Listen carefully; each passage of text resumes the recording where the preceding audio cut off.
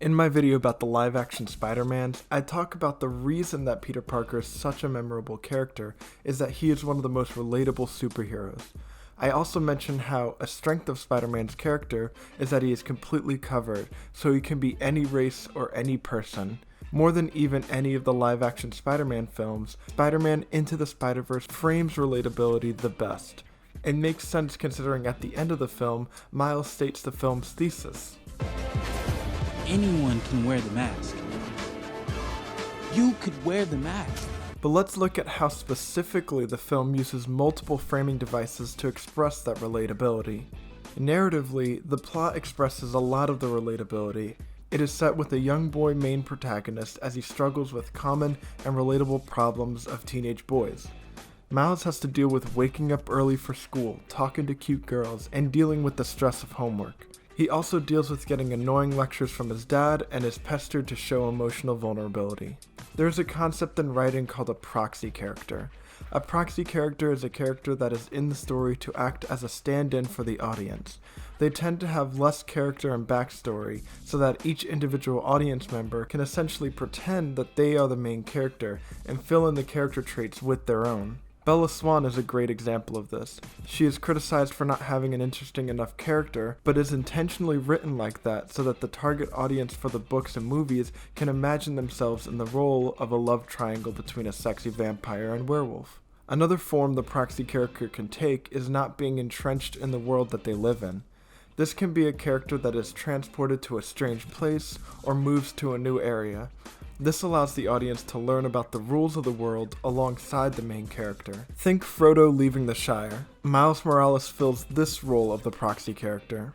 The film starts out like this when Miles starts at a new school, but the real way it is shown is how Miles finds out about Spider-Man. Besides the initial monologue, the first time we hear about Spider-Man is as Miles' father is driving past a TV with the newscast of Spider-Man on it. The camera follows the car as we only get a glimpse of the TV with people's head blocking the way. This is how a regular person in New York would see Spider-Man. Although Spider-Man is a relatable character, obviously, not everyone watching the movies has super strength and can swing through the city. Most of the viewers are just regular people who witness the world in this way. However, the movie is trying to tell the audience that it doesn't matter if you're just a regular person. Anyone can be Spider-Man. So to bridge the gap between this and this, He won't. That's all it is, Miles. A leap of faith. Like, what's up, danger? Like, what's up, danger? the film has to introduce Miles, and in turn the audience, to Spider-Man. This isn't a Spider-Man origin story, so we get to see Spider-Man at his peak. This is a Miles Morales story, so we get to see the story through his perspective. This is how Miles is a form of the proxy character. Look at how Finding Spider-Man is framed. We see it entirely from Miles' perspective from a low angle as he is frantically trying to hide from the dangers. The physical size of the goblin in the scene is daunting to both Miles and the audience. Seeing the way Peter Parker is so chill about the entire fight since he is at peak strength makes the audience and Miles simultaneously think, I could never get strong enough to face that. The entire plot explanation comes in the form of Miles seeing it from this perspective.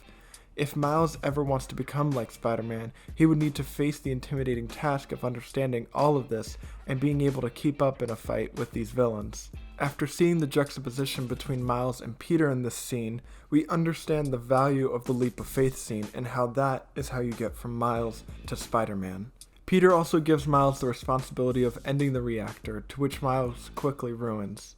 By being a proxy character and the way that camera frames Miles, the audience completely understands the struggles he goes through. We've all been there and none of us feel like we can be as good as Spider-Man. So when Peter takes the encoder from Miles and gives him the speech about how he isn't good enough, the entire audience feels that they might not be good enough. The audience feels their low point at the exact same time in the story that Miles does.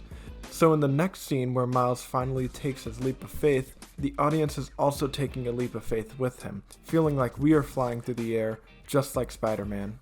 From a framing perspective, this is how the audience and Miles saw the city before this moment, and this is how we see it after this moment. In a metatextual sense, the concept of everyone can be Spider-Man in this film does have some extra subtext because Miles Morales is black. Miles Morales is framed in the context of a black kid growing up in the city. He speaks in AAVE with his uncle and speaks in Spanish with his Latina mother. The soundtrack isn't just huge sweeping scores, it's hip-hop songs that match the aesthetic and the vibe of the city. This makes Miles and this film relatable to black Americans specifically and serves as incredible representation. Spider-Man Into the Spider-Verse may be a perfect movie. A movie that everybody can relate to. A movie made for everyone. Everyone can be Spider-Man. Peter Parker initiated Spider-Man as a relatable character that people can imagine themselves as.